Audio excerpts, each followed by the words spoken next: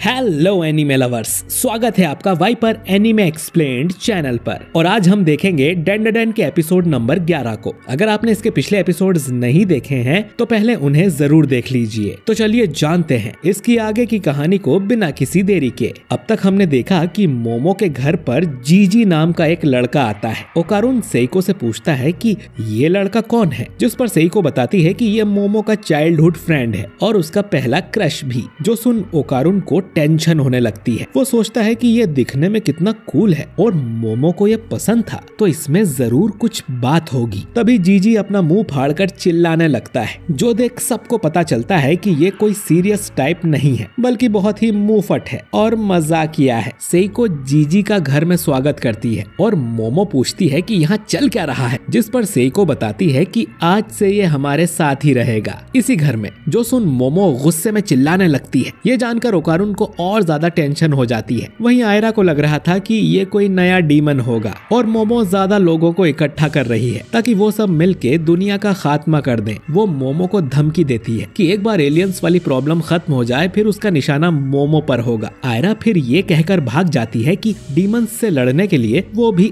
अब एक ग्रुप बनाएगी। इसके बाद ओकारुन भी यहाँ से जाने लगता है और उसने ऐसा मुंह बना रखा था जैसे कोई मर गया हो। मोमो फिर से उसे रोक कर इशारा करती है कि कल फिर मिलेंगे। ये बोलने की बारी अब उसकी है और ओकारुन ऐसा बोलकर यहाँ से चला जाता है। डिनर करते टाइम मोमो सेइको से पूछती है कि जीजी उनके घर क्यों आया है। वहीं जीजी बोलता है कि आंटी ने तो कमाल का खाना बनाया है, मतलब उसे पता ही नहीं है कि ये मोमो की दादी है ना कि आंटी। वो बार बार सेइको की तारीफ करता है, जिसके लिए सेइको उसे जीनियस बोलती है। सेइको अब बताती है कि जीजी के दोनों पेरेंट्स हॉस्पिटल में भर्ती हैं, इसीलिए वो उनके घर रहने आया है। मुसीबत के समय हमें एक दूसरे की मदद करनी चाहिए। इसके बाद बर्तन साफ करते समय मोमो याद करती है कि ये तो बचपन में ठीक से दोस्त भी नहीं थे। असल में जीजी वही लड़का है जो मोमो को चिढ़ाया करता था और जिसके बारे में उसने पहले एपिसोड में बात की थी। जीजी उस समय मोमो का मजाक उड़ाने के लिए उससे माफी मांगता है और बताता है कि उसे भूत दिखने लगे हैं। जो सुन मोमो पूछती है कि उसने भी कोई गोल्डन बॉल उठा ली थी क्या,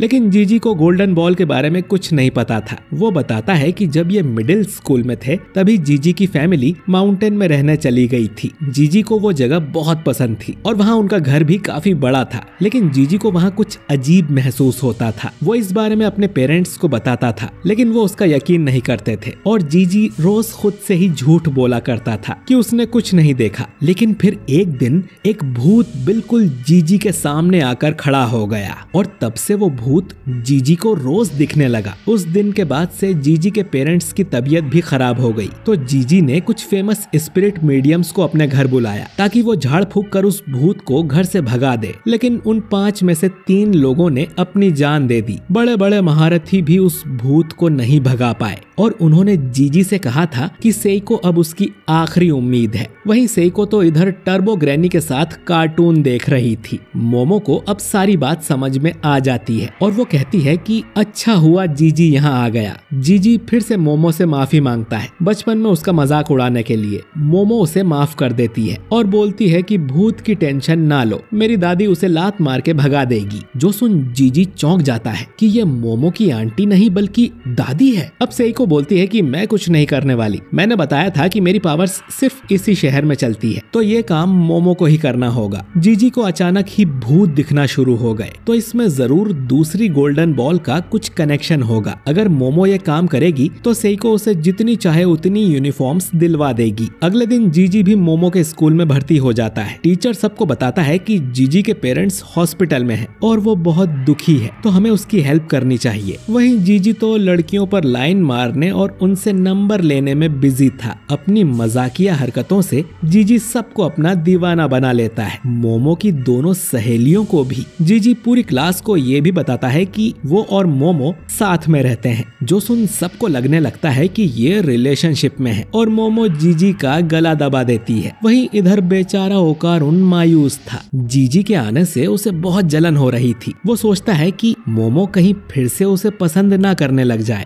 अगर वो दोनों डेट करने लगे तो मोमो ओकारुन की तरफ तो देखेगी भी नहीं और न ही उसकी फालतू भूतिया बातों को सुनेगी और उसे पूरी तरह से भुला देगी। ये सब सोचते हुए लंच टाइम हो जाता है और ओकारुन स्कूल के पीछे जाके वर्कआउट करने लगता है। तभी मोमो भी यहाँ आ जाती है, जिसे देख वो झाड़ियों झाड़ियों में छलांग मार देता है। मोमो कहती है कि वो यहाँ लंच करने आई है और ओकारुन पे नजर रखने भी, ताकि वो फिर से आयरा के साथ चोंच न लड़ाने लग जाए। अब ओकारुन दोनों हाथों से वर्कआउट कर रहा था, तो मोमो कहती है कि वो अपने हाथों से ओकारुन को लंच करवाएगी। जो सुन ओकारुन के मन में लड्डू फूटने लगते हैं, पर तभी जीजी भी यहाँ आ जाता है। वो मोमो की फेवरेट ड्रिंक लेके आया था, जिसे देख मोमो बहुत खुश हो जाती है और दोनों को ऐसे देख ओकारुन फिर से जलने लगता है और ये सोचकर यहाँ से जाने लगता है कि मोमो उस लड़के के साथ ही खुश है, तो ओकारुन को उनके रास्ते से हट जाना चाहिए। यही उसके और मोमो के लिए सही रहेगा। तभी साइंस लैब में खड़ा पुतला जिंदा होकर ओकारुन की तरफ भागने लगता है और ओकारुन भागकर वापस मोमो की तरफ जाता है, लेकिन वो पुतला ओकारुन को साइड करके आगे भागता ही रहता है और कहता है कि मुझे कोई रोक नहीं सकता। मोमो अब अपनी पावर से उसे रोकने की कोशिश करती है, लेकिन जीजी को इस बारे में कुछ पता नहीं था, तो वो जंप मारकर मोमो को नीचे गिरा लेता है और जैसे ही पुतला इनके ऊपर से गुजरता है तो मोमो को उसके नीचे एक गोल्डन बॉल नजर आती है और उसे लगता है कि ओकारुन की दूसरी बॉल इसी के पास है। अब जीजी मोमो को छोड़ने के लिए तैयार नहीं था, तो मोमो अपनी पावर से उस पुतले को पकड़ लेती है और वो इन दोनों को भी अपने साथ लेकर भागने लगता है। और ओकारुन को इस बात की ज्यादा चिंता थी कि जीजी ने मोमो को पकड़ रखा था। वो पुतला भागते हुए स्कूल के बाहर चला जाता है, तो ओकारुन अपने टर्बो ग्रैनी वाले रूप में ट्रांसफॉर्म होकर तुरंत ही उस पुतले तक पहुंच जाता है, जो रुकने का नाम ही नहीं ले रहा था। पुतले के पीछे लटकते हुए मोमो और जीजी एक बस से टकराने वाले थे, पर ओकारुन उन्हें बचा लेता है। इसके बाद वो मोमो और जीजी को अपनी पीठ पर बैठाकर भागने लगता है और जीजी चिल्लाता है कि इस मॉन्स्टर ने हमें पकड़ लिया है। मोमो उसे समझाती है कि ओकारुन हमारी साइड है, ये वही चश्मे वाला लड़का है। मोमो अब फिर से उस पुतले को पकड़ लेती है और जोर से अपनी तरफ खींचने लगती है, पर वो पुतला हार मानने को तैयार नहीं था, तो वो अपने शरीर के ढेर सारे टुकड़े कर लेता है, जिससे मोमो की पकड़ उससे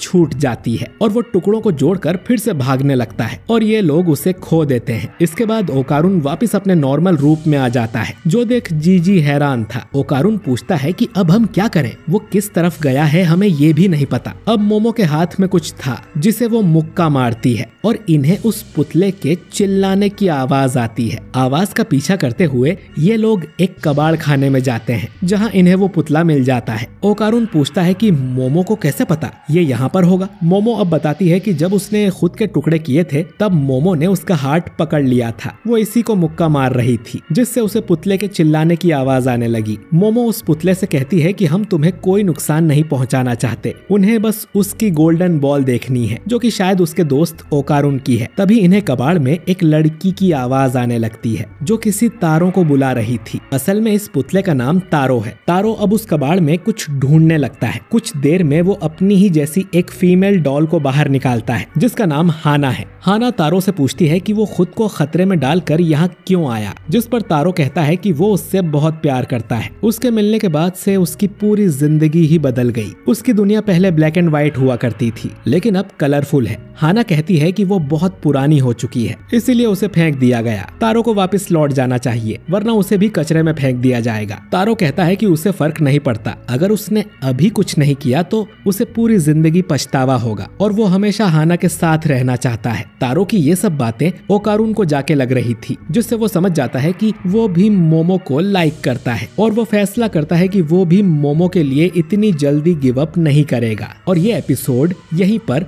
खत्म हो जाता है। तो दोस्तों, आपको ये एपिसोड कैसा लगा कमेंट करके जरूर बताइए। रही बात तारो और हाना की, तो वो दोनों भूत हैं और इस शो में तो अब कुछ भी भूत बन के आ सकता है। कल को कोल्ड ड्रिंक की केन आके बोलेगी कि वो भी भूत है। खैर, आपको जीजी कैसा लगा? अगले एपिसोड में मोमो उसके घर का भूत भगाने जाएगी और अगला एपिसोड इस सीजन का आखिरी एपिसोड होने वाला है, तो उसे बिल्कुल भी मिस मत करिएगा। वीडियो अच्छा लगा हो तो इसे लाइक और शेयर कीजिए और अगर आप हमारे चैनल वाइपर एनीमे एक्सप्लेन्ड पर नए हैं तो हमारे चैनल को सब्सक्राइब करके बेल आइकन जरूर दबाइए। मैं मिलता हूँ आपसे बहुत ही जल्द अगले वीडियो के साथ। शुक्रिया।